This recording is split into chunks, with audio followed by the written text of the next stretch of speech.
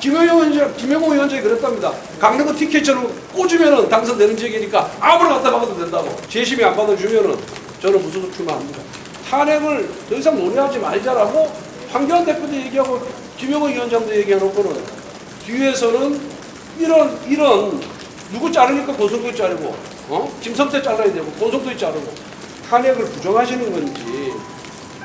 당의 방침과 다르잖아요. 당의 방침은 탄핵에 대해서 더 이상 왈가왈부하자고 논란을 일으키지 말자는 거잖아요. 당에 도움이 안 되니까.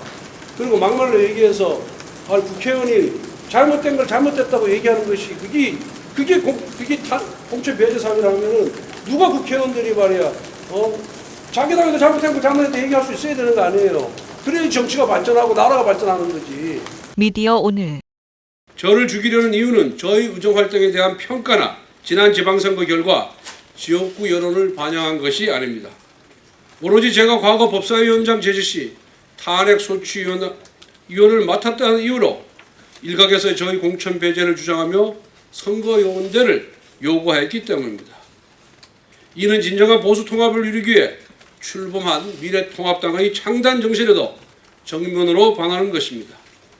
문재인 정권의 독주를 막고자 통합했던 대의에 반하는 공천입니다. 미래통합당은 창당하면서 탄핵 문제는 더 이상 논의하지 않고 이 탄핵 문제가 당의 통합에 걸림돌이 돼서는 안 된다. 탄핵의 강을 건너자는 그런 대의에 합의를 했습니다. 그럼에도 불구하고 공천 과정에서는 친박을 많이 치기 때문에 비박으로서 탄핵 소추위원을 활동한 저도 쳐야 된다는 프레임을 갖고 이번 공천에 처음부터 임했던 것입니다. 전국 각지에서 공간의 지역 사정을 무시한 막무가내식 공천으로 민주당 후보들만 웃고 있습니다. 이대로 밀어붙인다면 강릉은 물론 강원도 전체의 선거 판세가 흔들리게 될 것입니다. 공천관리위원회는 차라리 솔직하게 밝히십시오. 강릉에 한석을 잃어도 괜찮으니 권성동을 배제시키는 것이 최종 목표였다. 강릉은 보수 후보 아무나 꽂아도 당선이 된다고 자신 있게 천명하십시오. 강릉 시민이 한 달 뒤에 오만한 착각이었음을 증명해 주실 겁니다. 이제 저는 공천관리위원회에 정식으로 재심을 요청합니다. 만약 저의 재심이 받아지지 않을 경우 저는 무소속으로 출마할 것을 밝힙니다. 지난 지방선거 때 민주당의 바람이 그렇게 거셌음에도 불구하고 강릉은 강릉시장과 강릉시민을 모두 다 지켰어요. 이거는 TK 지역에서도 일부 지역만 거뒀던 성과입니다. 그래서 김영호 위원장과 대화할 때 그 부분에 대해서 제가 어필을 했다니까 인정을 했습니다. 그리고 의정활동 평가에 대해서도 김영호 위원장이 전투력과 논리력이 있다고 인정을 했습니다. 그런데 탄핵 문제를 거론할 수 없으니까 그 교체지수가 높다, 뭐 등수가 몇 등이다 이러면서 해서 순위표를 보여주지도 않아요. 자기 말밖에 없습니다. 자기 말로 그렇다는 거예요. 그런데 후보 적합도 조사에서 제가 1등을 한 것으로 저는 알고 있어요. 공천 시청자 중에. 그런데 단수 추천이라는 거는 경쟁 후보가 다른 후보에 비해서 월등히 앞섰을 때만 단수 추천하게끔 당헌 당규에 규정이 되어 있습니다. 그런데 홍련식 후보, 그 다음에 오세훈 후보, 또 한 사람, 조소연 후보, 한 번도 여론조사를 해보지도 않았어요. 여론조사도 안 해보고 단수 추천하는 거는 이건 결국은 권성도의를 잘라내기 위해서 한 사람을 준 거예요. 그리고 홍준식 후보는 강릉에 출마하겠다고 단 한 번도 와서 다녀본 적이 없는 사람입니다. 지역민들과 접촉이 없어요. 소통이 없어요. 그런데 저도 그렇고 우리 지금 현 강릉시장도 그렇고 보통 1년 내지 2년 전부터 와서 지역민들과 접촉을 하면서 알립니다. 아니 강릉이 TK입니까? TK 지역입니까? 그냥 위에서 내려 꽂으면은 당선되는 지역이 아니에요. 그래서 제가 이거를 공천 과정에서 여러 번 문자로 전화로 제가 이거를 이렇게 해서는 안 됩니다. 이거 강릉 이기는 승리하는 공천이 아닙니다. 강릉을 버리고 권성동을 치겠다는 것밖에 더 됩니까? 라고 강력하게 어필을 했어요. 공천관리위원장도 그렇고 공천관리위원회 위원들한테도 카톡으로 문자로 계속 보냈습니다. 전혀 반영이 안 됐습니다. 나는 김영호 위원장이 무슨 생각으로 권성동을 자르면 당이 화합이 되고 총선에서 승리한다고 생각했는지 저는 어이가 없습니다. 그리고 앞에서 말씀드린 바와 같이 탄핵을 더 이상 논의하지 말자라고 황교안 대표도 얘기하고 김영호 위원장도 얘기해놓고는 뒤에서는 이런 누구 자르니까 권성동 자르고 김성태 잘라야 되고 권성동 자르고 이런 식으로 이 공천 관리 이 공천을 과정을 운영해서는 저는 이건 정말 큰 문제다 이렇게 생각하고 강원도 선거가 엄청 흔들릴 것이다 저는 그렇게 보고 있습니다. 이걸 바로 당의 최고 부사 결정기구인 최고위원회에서 결정을 해야 됩니다. 공천관리위원회가 원칙도 기준도 없고 합리도 없으면은 그런 결정에 대해서는 아무리 공천관리위원회가 재결을 한다 하더라도 거기에 대해서는 저는 당 대표가 도장을 찍어서는 안 돼, 공천장에 도장을 찍어서는 안 된다고 생각합니다.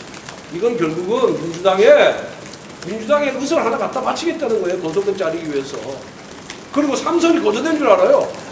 삼선이 제가 1년에 80번 지역을 왔다 갔다 하면서 그리고 강내에 필요한 예산, 강내에 필요한 사업 다 따져주면서 그리고 중앙에서는 중앙에 나름대로 의정활동을 통해서 얼굴을 알리면서 이렇게 해서 삼선이 된 건데 꼬집어 내는 걸로 지금 착각하고 있어요. 김영호 위원장이 그랬답니다. 강릉은 TK처럼 꼬집으면 당선되는 지역이니까 아무나 갖다 박아도 된다고. 이런 현실 인식을 갖고 공천관리위원장을 하니까 강릉 공천이 이렇게 된 겁니다. 앞에서 말씀드린 바와 같이 재심이 안 받아주면은 저는 무소속 출마합니다. 아니 강릉에 주학교전하고 떠나가지고 강릉에 와가지고 아무나 활동도 하지 않고 이런 사람을 공천을 줘가지고 이 사람을 하라? 이건 김영호의 정당성을 입증하는 거죠. 김영호의 정당성을. 이걸 어떻게 제가 용납하겠습니까? 의원님, 탄핵 소추 위원장이셨던 게 결정적인 이유라고 생각하세요? 저는 그렇습니다. 왜냐하면은 김영호 위원장이 어떤 우리 당의 핵심 인사하고 식사를 하면서 그 비슷한 얘기를 했답니다. 양 끝단에 있어서 양 끝단에 친박 비박의 이쪽에 중심 인물이어서 이거는 공천을 주기가 쉽지 않다라는 취지의 말씀을 하신 것을 제가 들었습니다. 그리고 공천관리위원들 이렇게 개별적으로 접촉해 보면 다 얘기가 나오거든요. 이 세상에 비밀이 어디 있습니까 정치권에. 기자회견할 때 3주 전에 김영호 위원장 만나가지고 불출마 종용을 받았다고 하셨는데요. 그때는 어떤 명분으로 김영호 위원장이 불출마를 받았나요? 사무총장을 통해 가지고 불출마를 해줬으면 선언을 해줬으면 좋겠다는 연락을 받았어요. 그래서 제가 문자를 남겼습니다.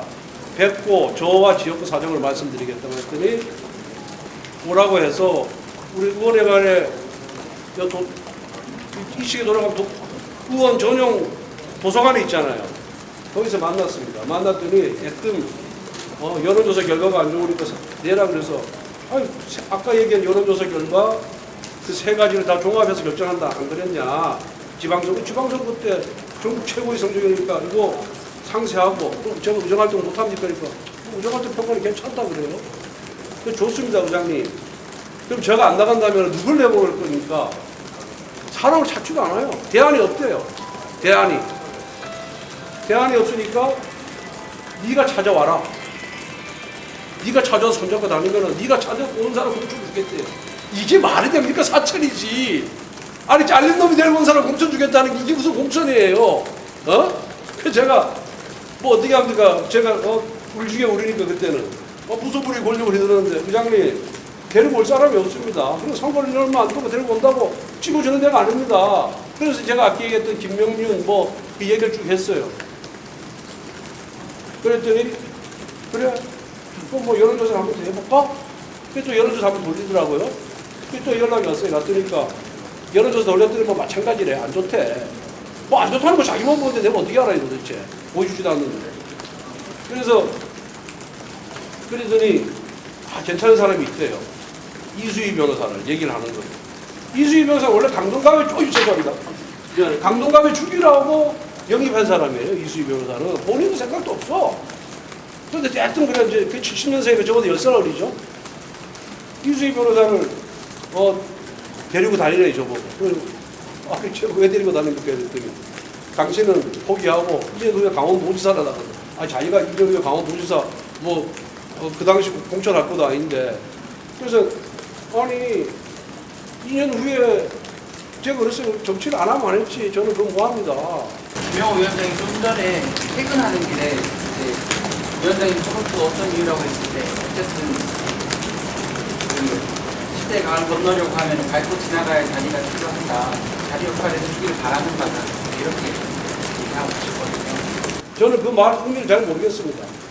그럼 공천을 탄핵을 부정하시는 건지 당의 방침과 다르잖아요. 당의 방침은 탄핵에 대해서 더 이상 왈가왈부하자고 논란을 일으키지 말자는 거잖아요. 당에 도움이 안 되니까. 그리고 막말로 얘기해서 국회의원이 잘못된 걸 잘못됐다고 얘기하는 것이 그게 공천 배제 사유라면은 누가 국회의원들이 말이야 자기 당에도 잘못된 걸 잘못했다 얘기할 수 있어야 되는 거 아니에요. 그래야 정치가 발전하고 나라가 발전하는 거지. 그리고 제가 그랬어요. 나는 김무성급도 아니고 유승민급도 아니고 정병국급도 아니다. 나는 공천 결정 주도할 때는 그분들이 주도를 한 거고 공천 국회 본회의가 의결된 다음에 국회법상 법사위원장이 탄핵 소추위원을 하게끔 규정이 돼 있어서 나는 국회법 충실했을 뿐이다. 근데 그게 잘못이라고 한다면은 법을 지키지 말라는 얘기냐 그러면은.